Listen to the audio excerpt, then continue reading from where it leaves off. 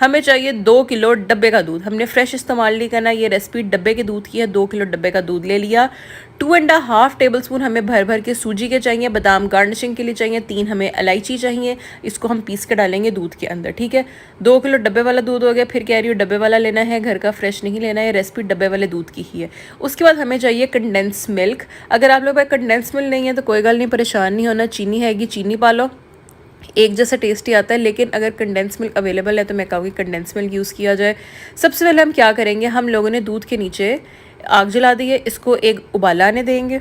उबालने के बाद फिर हम इसके अंदर डालेंगे कूट के इलायची, 2-3 डंडे मारेंगे इलायची को और फिर हम डालेंगे। ये देखिए दूध को उबाला आ गया। अब हमने इलायची को डंडे भी मार दिए, डंडे मारे इलायची। ये देखें जी, अगर आप लोग के मुँह में इलायची आती है तो सबके आती है कोई बात नहीं, लेकिन इस तरह इलायची का जब टेस्ट निकलेगा ना बहुत अच्छी खीर बनेगी। और अगर मुंह में इलायची आ भी गई तो प्लेट के साइड पर लगा देना और क्या हो सकता है ठीक है। अब हम लोग ने क्या करना है, इस पॉइंट पे इसके अंदर सूजी ऐड कर देनी है। ये हम लोग ने 2.5 टेबलस्पून सूजी की ऐड कर दी, ठीक है। अब इसको हम एक दफ़ा हिलाएंगे। ये देखिए जी, हम लोगों ने इसको एक दफ़ा हिला दिया। आज मैंने इतने काम किए हैं उफ़ अल्लाह, आपको मैं क्या बताऊँ मैंने कितने काम किए हैं। अच्छा, अब हम लोग ने क्या करना है, इसके अंदर डालना है कंडेंस मिल्क। डाला था मैंने 3.5 टेबलस्पून, क्योंकि अब्बू को है शुगर, उनके लिए कम रखा था मैंने। अगर आप लोगों ने पूरा कंडेंस मिल्क डालना है 7 टेबलस्पून डाल लीजिएगा। और अगर आप लोगों ने चीनी डालनी है तो 5 टेबलस्पून पहले डाल लीजिएगा, फिर चेक करके और डालिएगा। क्योंकि कुछ चीनी होती है बहुत मीठी, कुछ चीनी होती है इतनी मीठी नहीं, पता नहीं ऐसा क्यों होता है, लेकिन होता है ऐसा ही है। तो यहाँ पे हम लोगों ने कंडेंस मिल्क डाल दिया। कंडेंस मिल्क डालते हुए सिर्फ हमने आग आहिस्ता रखनी है, बाकी हमने कोई इसको हल्की आग पे नहीं पकाना, इसको तेज़ आग पे पकाना है। जैसी गाढ़ी होगी इसको उतार लेना है, ठीक है।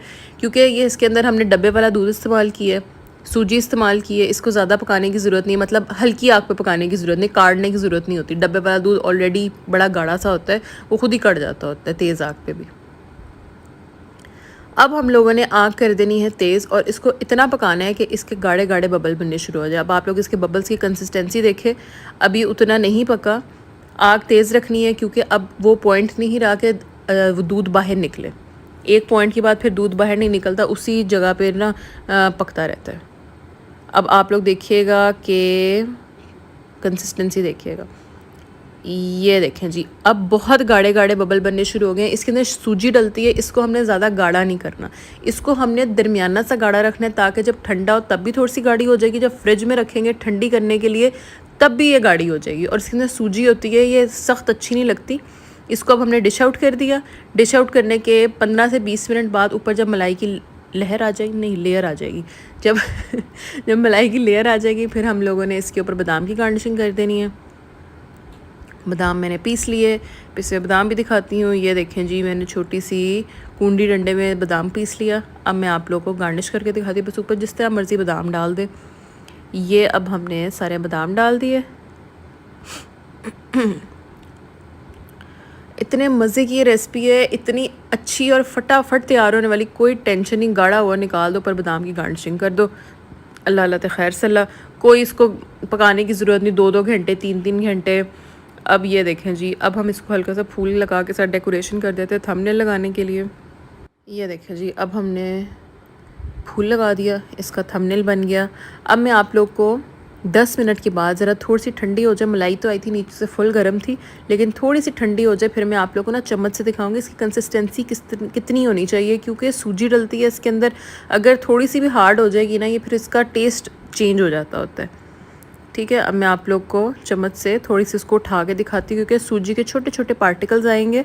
ये देखें जी, अब हम ले आए हैं चम्मच।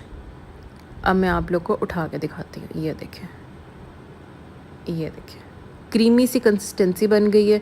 10 से 15 मिनट बाद मैंने आप लोगों को दिखाया। अब जब ये ठंडी होगी, फ्रिज में जाएगी, इससे थोड़ा सा 2% ना ये ज़्यादा गाढ़ी हो जाएगी। मैं आप लोगों को करीब से दिखाती हूँ। सूजी के छोटे छोटे पार्टिकल्स हैं। ये देखें, मैंने फ्लैश ऑन की थी ताकि प्रॉपर नज़र आए सूजी के पार्टिकल्स। ये देखें जी, ये खीर है, बहुत मज़े की है। बनाइएगा, मेरे साथ शेयर करिएगा आप लोगों को कैसी लगी और घर वालों को कैसी लगी। मैं आप लोगों के फीडबैक इंतज़ार करूँगी। अपना बहुत ज़्यादा ख्याल रखिएगा, दुआ में याद रखिएगा।